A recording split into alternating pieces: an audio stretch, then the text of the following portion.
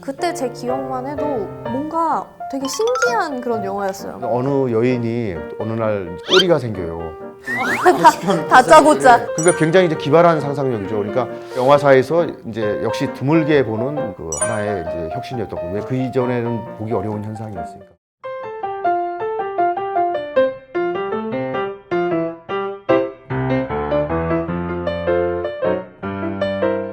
안녕하세요. 아나운서 정인아입니다. 한러 상호 문화교류 30주년을 맞이해서 러시아를 만나다 시간에 저희가 여러 가지 러시아 역사와 문화에 대해서 이야기를 하고 있는데요. 오늘도 저와 함께 해주실 분 모셨습니다. 에바 씨 안녕하세요. 안녕하세요. 반갑습니다. 사실 요즘 날씨가 조금 추워졌더라고요. 맞아요. 완전 바람이 아주 그냥 네, 오시는 길이 힘들었죠. 너무 추웠어요. 그러니까 근데 이렇게 추워질 때 뭔가 마음이라도 따뜻해지는 그런 음. 커피 한 잔이 생각나는 그런 영화를 보고 싶은 그런 기분 안 드세요? 들죠.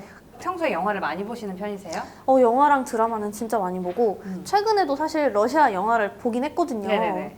근데 제가 이제 통번역사로 지금 활동을 맞아요, 하고 맞아요. 있는데 네네. 이게 러시아 영화를 보니까 계속 자막이랑 그 대사랑 계속 대조를 하면서 보게 되더라고요. 그래서 영화를 보는 건지 아니면 계속 뭔가 일을 하는 건지 좀 그쵸. 직업병이 있는 것 같더라고요. 아무래도 이게 직업병이다 보니까 이 영화에 폭 빠지는 것보다 자꾸 신경 쓰이는 게 맞아요. 많은 것 같아요. 시간이 지나도 정말 그 작품성을 인정받아서 요즘 다시 떠오르고 있는 러시아 영화들이 많은데요. 오늘 그걸 하나하나 짚어볼까 합니다. 오늘 도와주실 분 또 모셨는데요. 경상대학교 러시아학과의 홍상우 교수님 모셨습니다. 안녕하세요. 안녕하십니까. 반갑습니다.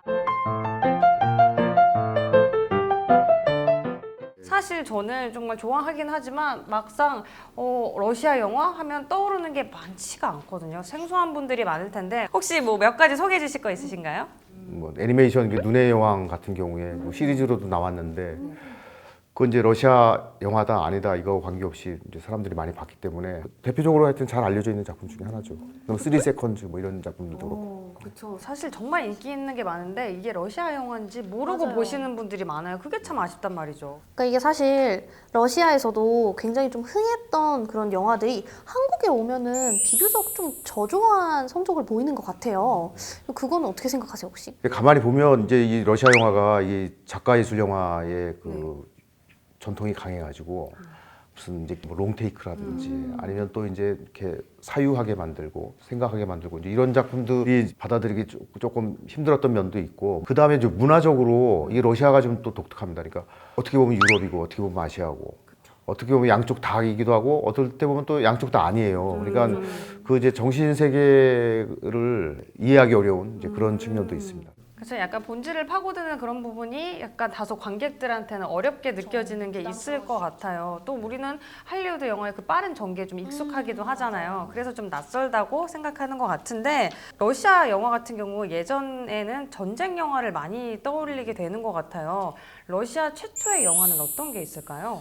그 러시아 최초의 영화는 그 스텐카 라진이라고 이제 러시아 그 농민 반란의 이제 지도자였는데요. 그 영화가 그 러시아 최초의 영화라는 것도 좀 재밌어요. 이제 왜냐하면 이제 이 사람이 그 저항운동 일으킨 이제 농민 반란 지도자였으니까 어떻게 보면 이제 러시아 영화 이제 출발할 때부터 어떤 저항적인 성격 이제 이런 것들을 좀 지니고 있지 않았을까 이제 그런 생각을 해보고 또 그때가 이제 사회주의 혁명 일어나기 이제 전이었으니까 어떤 이제 혁명의 기운 이런 것들도 좀 예감할 수 있었지 않나 뭐 이런 생각도 듭니다. 이제 지금 와서 이제 역사를 살펴보면 그렇다는 얘기죠. 네. 그 러시아 역사에 있어서 그 저항 문화가 빼놓을 수가 없잖아요.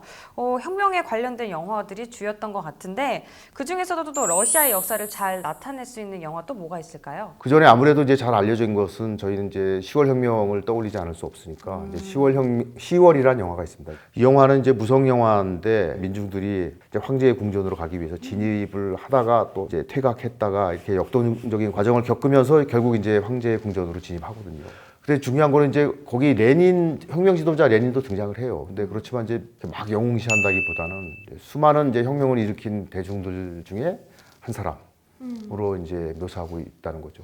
사실 진짜 이런 작품들을 보면은 조금 더 그런 러시아 혁명에 대한 의미를 좀 새롭게 받아들일 수 있는 그런 부분이 있는 것 같아요. 진짜 그렇네요. 이 러시아 영화의 시작은 이런 뭐 혁명과 국가적인 이념의 선전 영화로 시작을 했지만 사실 고전 영화로도 굉장히 유명하잖아요. 저도 좀 기억나는 것들이 많이 있는데 뭐 전쟁과 평화, 그리고 안나 카레리나, 그리고 뭐 죄와 벌. 우리나라에서도 정말 많은 사랑을 받고 있는데 이렇게 유독 고전을 모티브로 한 대작들을 제작하는 특별한 이유가 있을까요? 이제 영화 제작자들이나 감독들이 도스토옙스키라든지 뭐 톨스토이라든지 뭐 이런 사람들의 좋은 소설들 그냥 놔두지는 않았을 거예요. 이제 영화화 하고 싶었을 거고 워낙 좋은 콘텐츠이니까.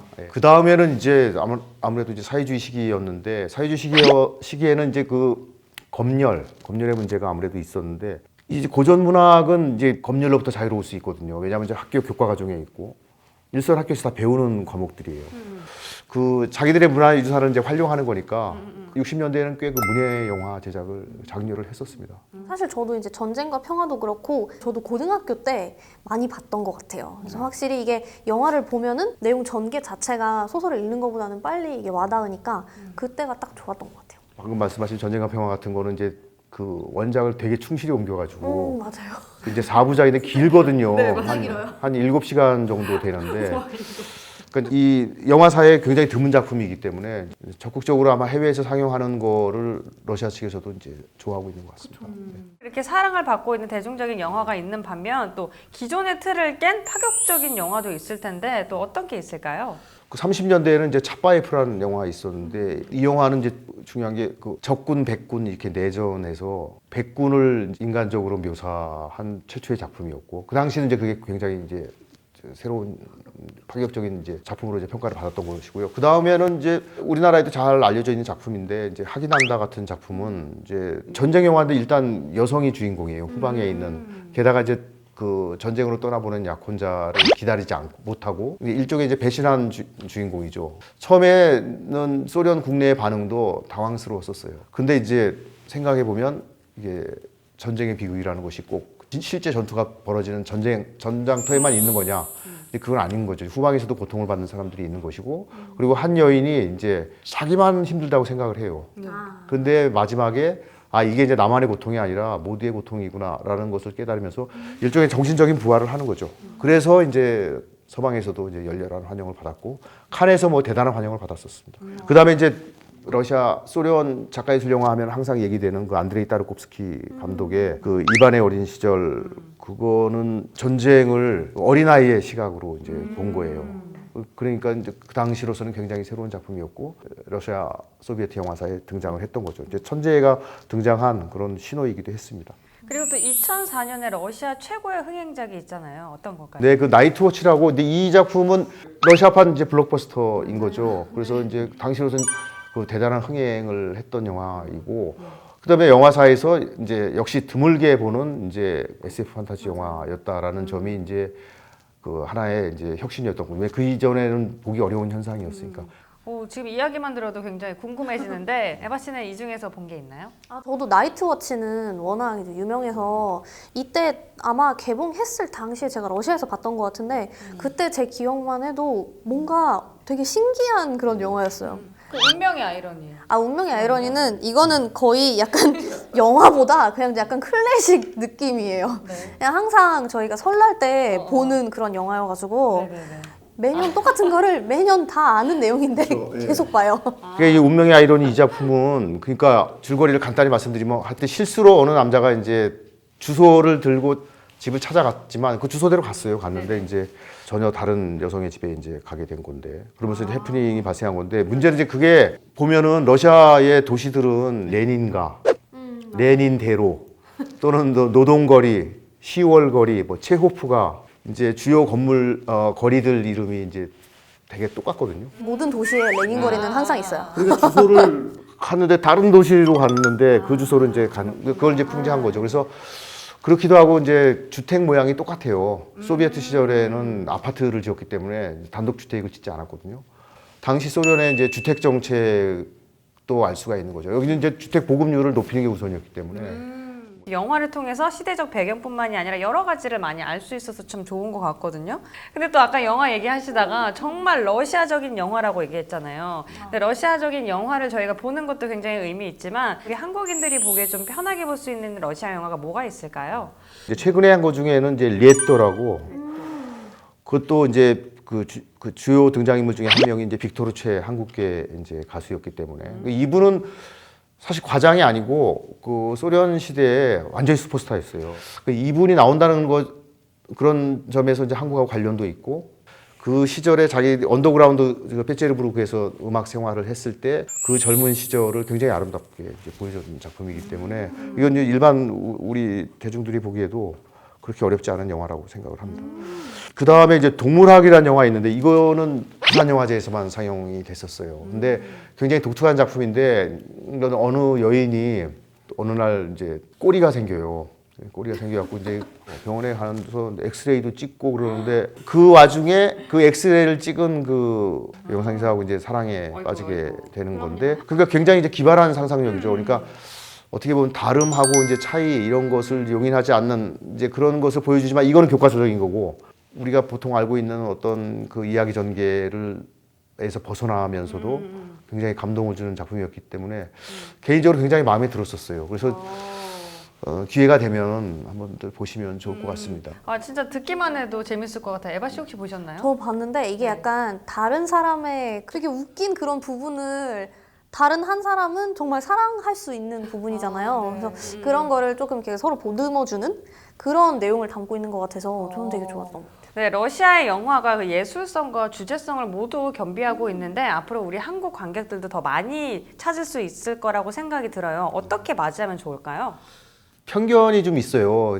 너무 이제 작가예술 영화라는 이제 그런 거 있어가지고 근데 사실 이제 요즘에 그렇지 않거든요. 굉장히 다양한 소재 그 다음에 또 본격적인 상업 영화도 있고 갖고 있는 이제 좀 낯설다라든지 이제 그런 느낌을 좀 그 배제하고 한번 일단 봐보시면 그 이제 나름대로의 재미에 그 빠져들지 않을까 이제 이런 생각을 합니다. 저는 처음에 이게 러시아 영화에 대해서 소개해 주신다고 해서 솔직히 좀 어렵지 않을까, 뭐 지루하지 않을까라고 걱정을 했는데 지금 얘기를 듣는 순간 오늘 이건 꼭 봐야겠다는 생각이 들었거든요. 에바 씨 같이 보실래요? 좋습니다.